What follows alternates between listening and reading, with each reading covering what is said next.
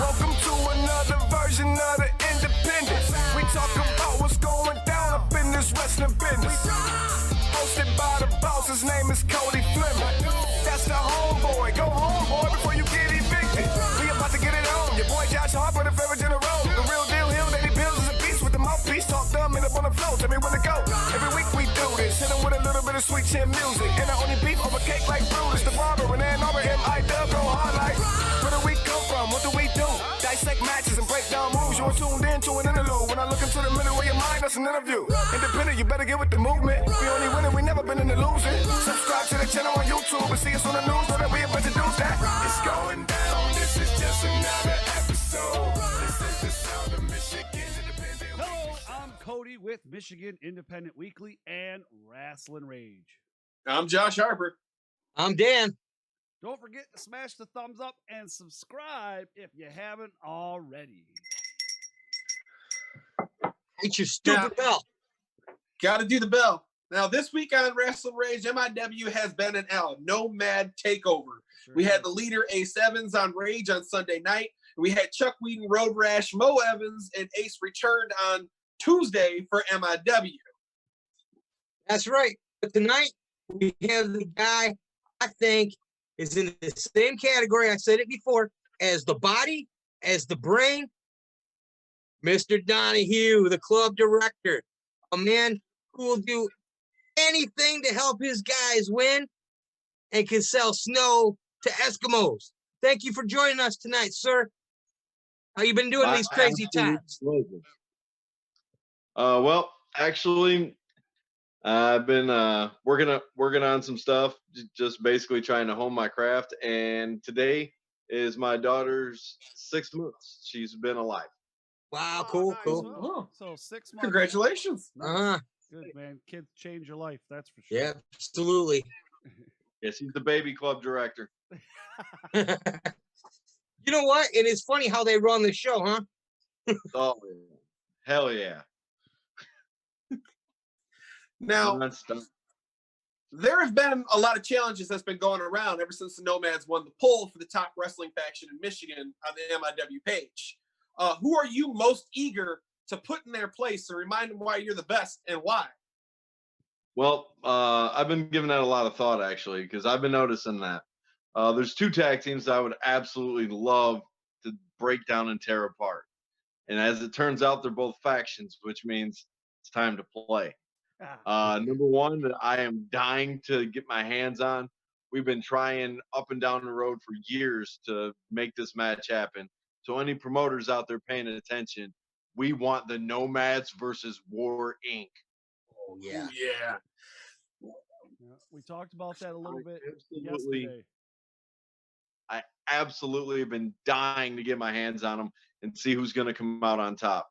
That and my other favorite that I love to go head to head with is the Death Threat Army. We've been up and down the road against them so many times, and honestly, if there was a faction out there that I would put as almost an equal, Death Threat Army is definitely those guys. Absolutely. Death Threat Army came in number 2 by only, you guys beat them by 7 votes. It was real close for a long time. So Yeah. That's on my knuckles. We're gonna win by 2. Wow. there you go. Now, we heard Ace and a few others of the Nomads last night on MIW. I'd like to hear, well, it was actually tonight, Yeah, tonight. But this will be on Wednesday. So I'd like to hear you tell a story of how you became a Nomad, specifically you. Me? Well, the problem with that question is specifically me is also specifically Mo and specifically Ace. Oh, really? So, See- so the 3 of you started together. Yeah, you see, back in the day when we were doing the "Don't try this at home," I'm not going to say what it was.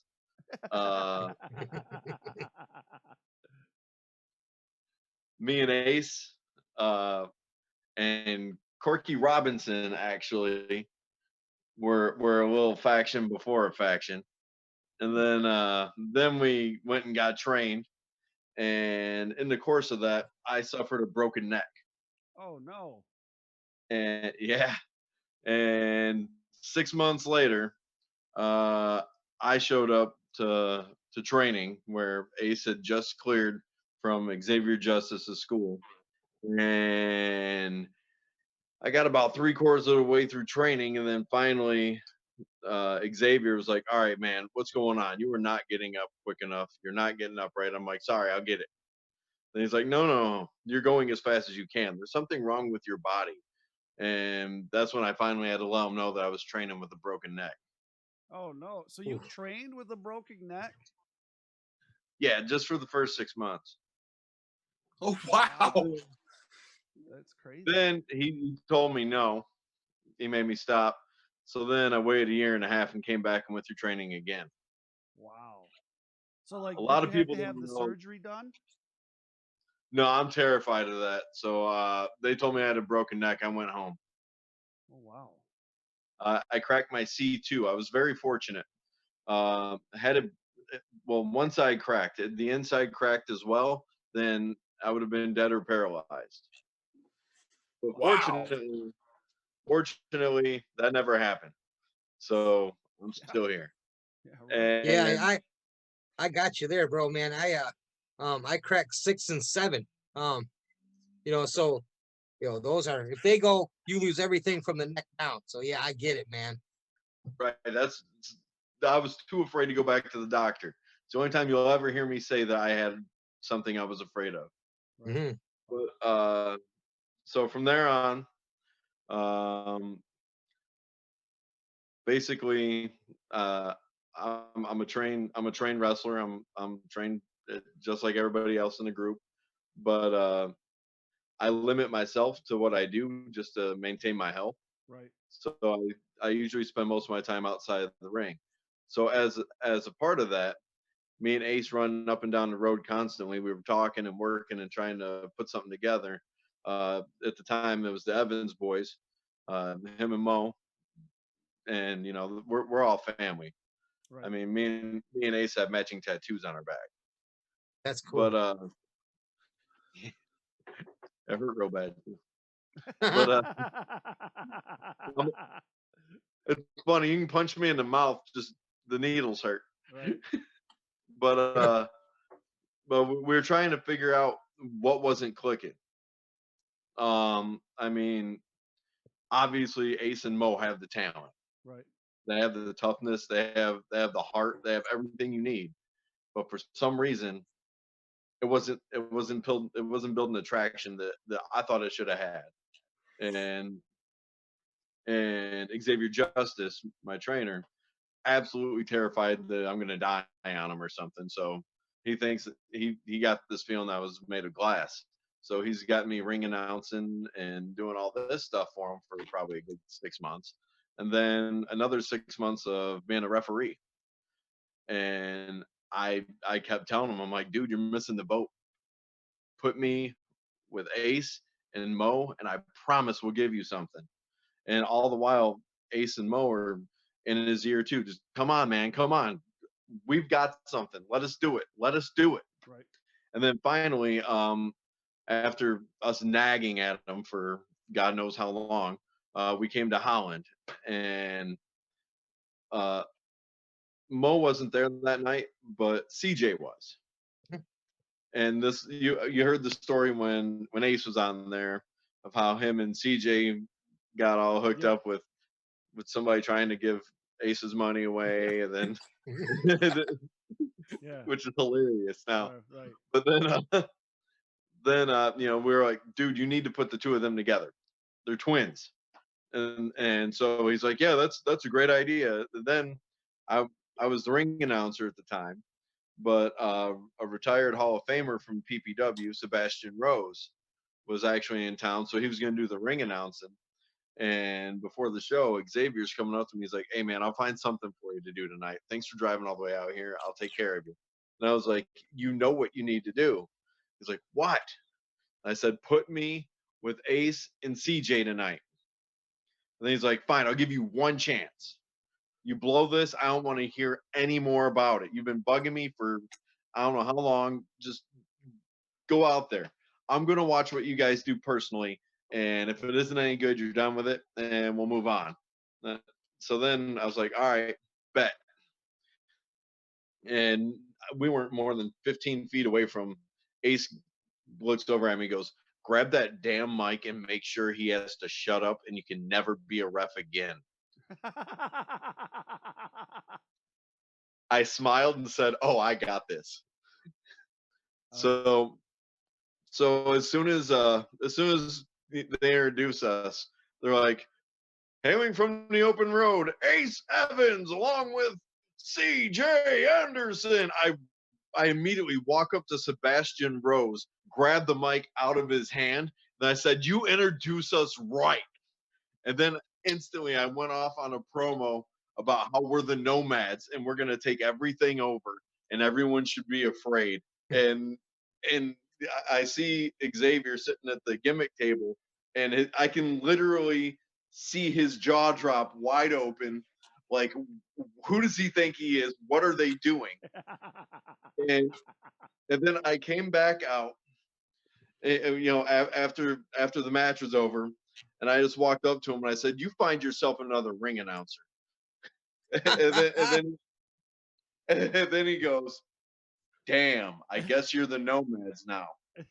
That's awesome. That is a great Nice. story. That is an awesome story. Yes. I love that, man. That's great, dude. And that's one of my all-time favorite moments in my wrestling career. Right. Oh yeah, it should be. Thank you for sharing that. That was awesome. That was a good That's story. great. Now, That's the story there. we know that you're the club director of the Nomads. Mhm. First, what does the club director, what is your job for the group? For people who don't know. Well, there are 3 originals, and all 3 of us have our own position. There's the bearded brawler Mo. He's the guy that we always lean on if there's any kind of a fight that if we're not giving a damn about the rules and it's time to throw down, that's Mo's backyard. That dude will hit you with his own mother if it'll take you out. But then Ace is our leader. We put him out front as our president because he's the only one that's got common sense when stuff starts to get carried away. Well, like he's the guy that's gonna go, hey, we just hit that dude in the head with a baseball bat. Maybe we should pin him and win the belts. Right. That's Cody Right. for us. Yeah. And I'm kind of I'm kind of like the mastermind or the godfather. Like my role is all those game plans that you see play out, like all the times where you're watching one of our matches and you go, where the hell did that come from? Mhm. Or wait, did they? That was all me orchestrating it in advance. Nice. I get creative on how we're going to hurt people, and I come up with a plan for who our next target's going to be. And whenever there's a possible new member or whatever, we all go over that. The 3 of us typically start the conversation, and once the 3 of us think that it's worth bringing it to discussion, then we bring everybody else in, and then everybody gets a vote and everybody gets a say. So Nice, that's nice. kind of where. Now that brings me to my second question. Okay. When you're talking about targets, as club director, what are some of your plans going forward for the Nomads? Well, we definitely want to expand. I know Ace already touched on it. We're looking to do new things in new places, beat new people and new faces. There you go. New people and new face. That's a T-shirt. I'm telling you, I think you know a guy. I definitely know a guy. I haven't. You guys want to talk about face kicked apparel T-shirts? I've got a surplus. I'm sure you do.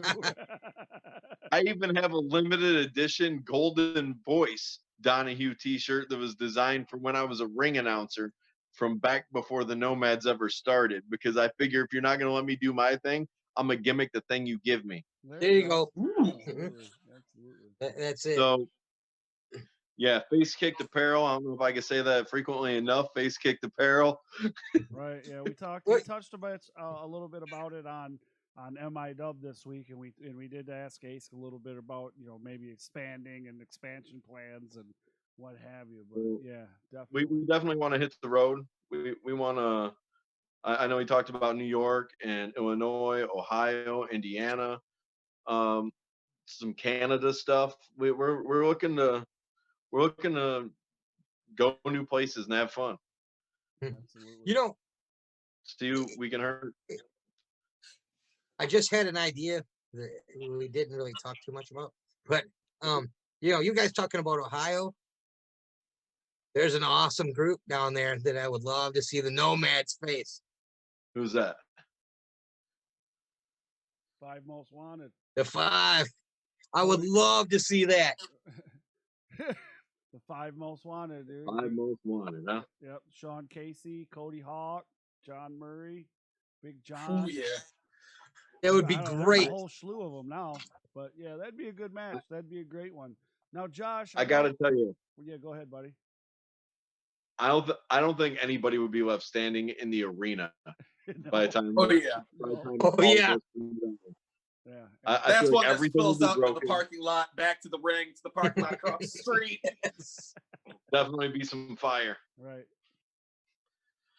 Now, Ace That's brought my up on personal Rasslin take. Rage on Sunday, and you just said about the fact that the Nomads are looking to travel east, west, south, north. You're looking to expand in every direction.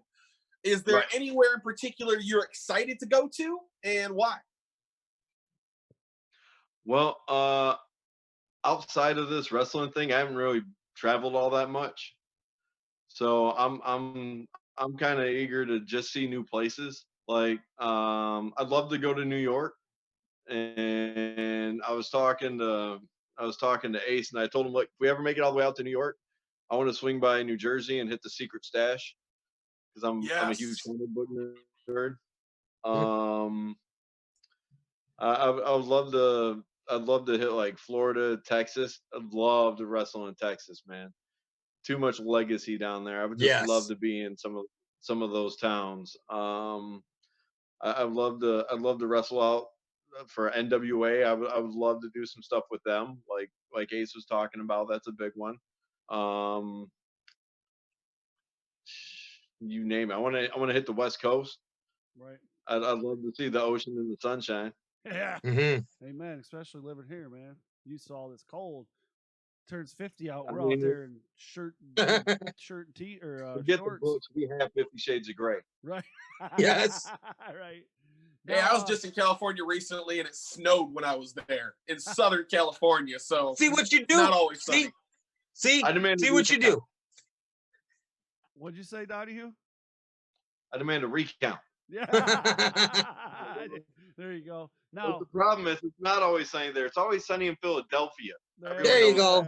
Yeah.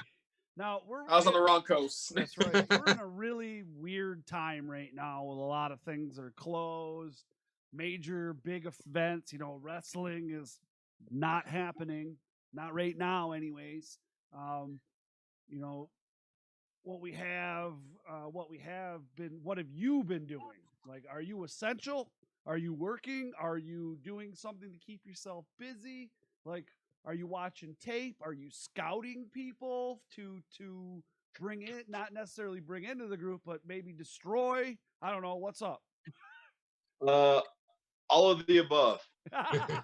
Nice. Easy, Uh, easy answer. I like it.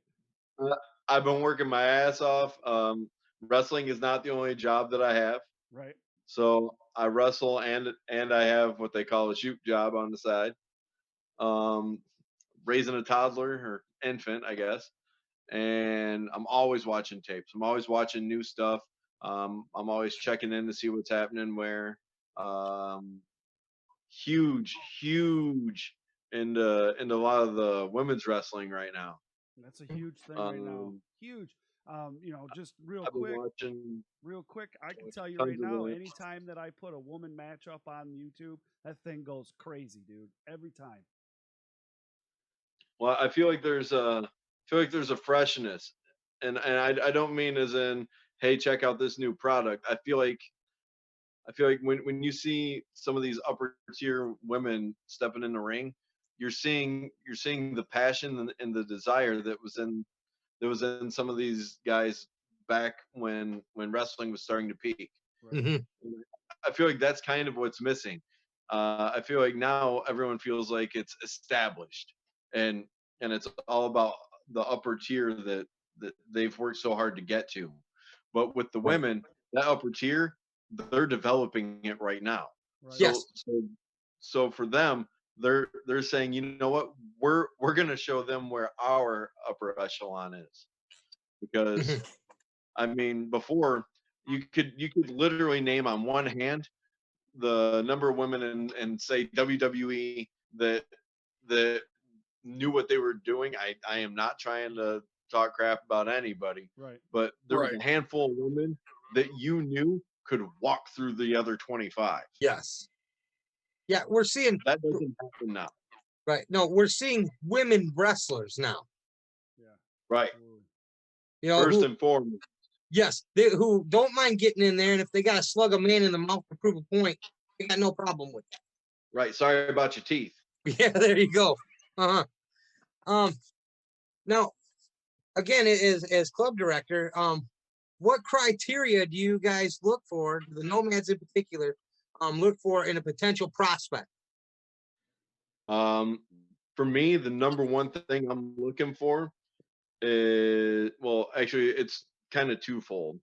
Uh, Longevity, somebody that I know is going to be with us long term, not somebody that's like, hey, I heard about these guys and they're really picking up steam. Can I be a nomad? And Right. you would be amazed at the number of times that we get asked, what does it take to be a nomad? 90% of the time, don't ask. That's step one. And I know it's an old cliche, don't call us, we'll call Uh you, huh. but we mean that in a positive side. Right. Uh, we're If we notice you, if we watch what you're doing, we see the look and we see the ability, we see that spark, that's something that we can work with and something we think would mesh with us, then we're gonna contact you. If Very you're coming up nice. to us asking, that means that you're trying to get on our radar, which is cool. But at the same time, we're not sleeping on anybody. We know you're there. We're already watching, and one Right. of two things is gonna happen. Either we're gonna watch your back or put you on it. I love it. There you go. I love it. Great. So, knowing the criteria that you guys are kind of looking for, is there anyone that the Nomads kind of has their eyes on right now? And would you be willing to share that insider information? Absolutely, and no. Love it. At least he made it easy on you. Yep. Absolutely, and no, you're fired. Oh, sorry. But Eight, by the way, yeah. I just wanted to throw out some props real quick. I absolutely gotta thank my man here for putting me in the same category as two of my all-time favorites, Oh, Bobby the Brain Heenan and Jesse the Body. But you know, Uh, they're mine too, man. Usually I try to make marks, but you made me one when you said that. I love it. Wow. Yeah, that's Appreciate cool. it. Thank you. Yeah, that's awesome, man. Now, Ace and the guys shared some stories last night, and between Rasslin Rage and MI Dub, which we do both of those here on the Rasslin Rage YouTube channel.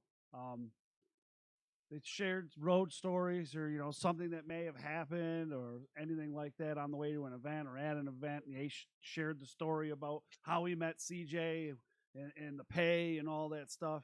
Do you have a good story that you could share with us without giving too much away that might be damaging, I guess? I got one ridiculous story, Uh-oh.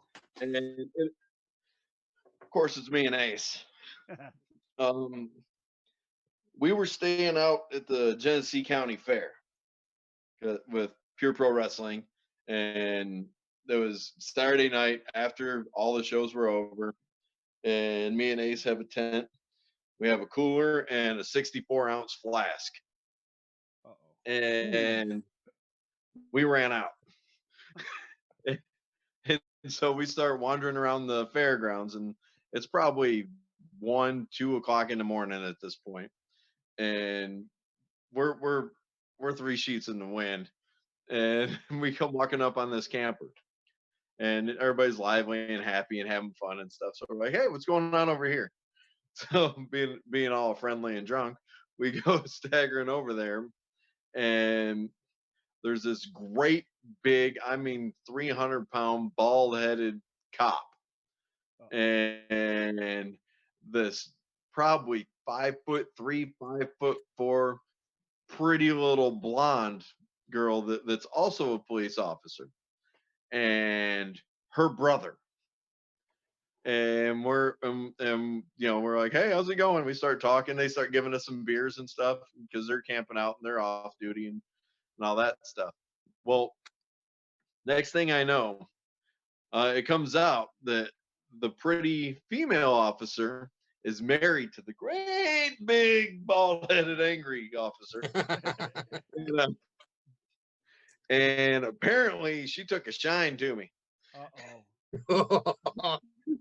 So she starts flirting with me, and I'm married. I don't have, I'm just standing there drinking their free beer, and and we're laughing, having a good time.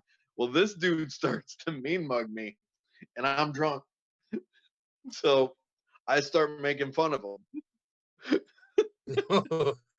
This dude's easily 350, like 6'3", and I'm only like 5'11". So he's a big boy. And I start making fun of him. His face is turning beet red.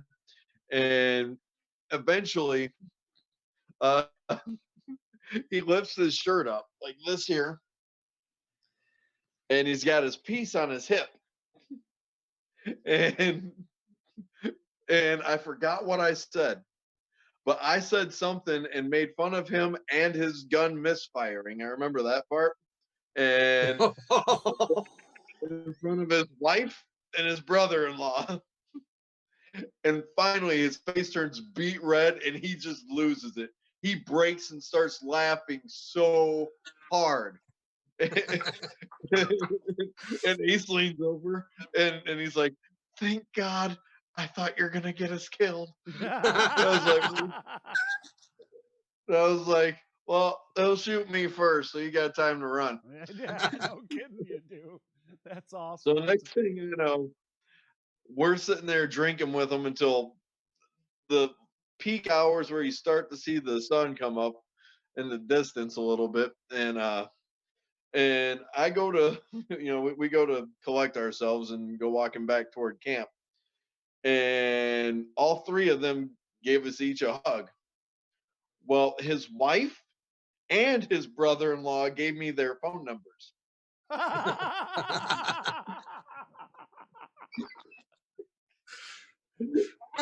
That's the best part of the story. And me and Ace go staggering back to camp. Now all the other boys are starting to wake up and they're getting ready for their day. There's guys like grilling up some eggs and stuff and bacon. We come staggering in, just ending our drinking. Nice. And Xavier Justice comes out of his camper. He goes, "Oh, morning. You guys already get up and go get breakfast?" And still completely blitz, I went, "Hell no, we drank it." Good stuff, man. I love it. That's And awesome. I turn around and there's a security guard, and I was like, "We're going to bed now." And that's the end of the story. Oh, that's great. That's great. Good stuff. Well, all right, let's face it. You're the voice of the Nomads. Is this something like that you've developed over time, or is this something you've always been able to do? And what advice do you have for the young guys coming up who want to take it past just the wrestling and want to and want to be a voice out there too? Oh, okay. Well, this is kind of multi-tiered. I also am a professional DJ. I've worked in radio and I own my own DJ company. So I'm used to filling empty space with words. And then you get me in a room with my best friends and I don't shut up. So eventually they're like, all right, since you won't shut up, somebody get his ass a mic. and and from that point forward, I just kept going. And eventually people started liking what I was saying. So if I was going to give advice to any of the younger guys coming up, it would be you and do whatever it is that makes you who you are. I don't care if it's that you're ridiculous and goofy or if it's that you're more calm and reserved. Whatever it is that's you, take that element and then just turn the volume up. Now, sometimes that's hard to do because it's kind of like, well, who am I and how do I know how to turn that up? I promise you, if you ask your friends around you, if you're gonna be a heel, ask people what your most annoying quality is, and then jack that up to 11. I like If if you're a face, think about the most annoying traits that you can see in other people, and never do that. For me, I try to look at things in different personalities and different people.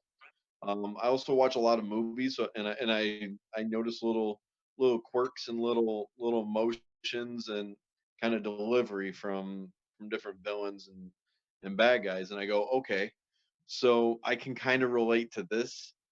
How can I use that? And when I see like I think back to when I was in school, I think about a bully and how they would behave and the way they would talk. And then I dissect it and find a way to flip it around and turn it so that I can use it to, number one, get someone's attention.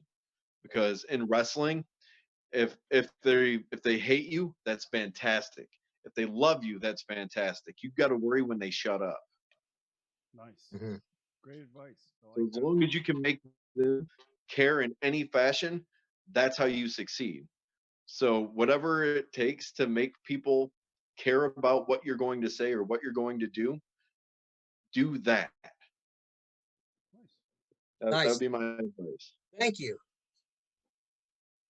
Now, I think we've had almost every active member of the Nomads on either Rasslin Rage or MIW this week. So, Donahue, thank you so much again for joining us and telling us some fantastic stories.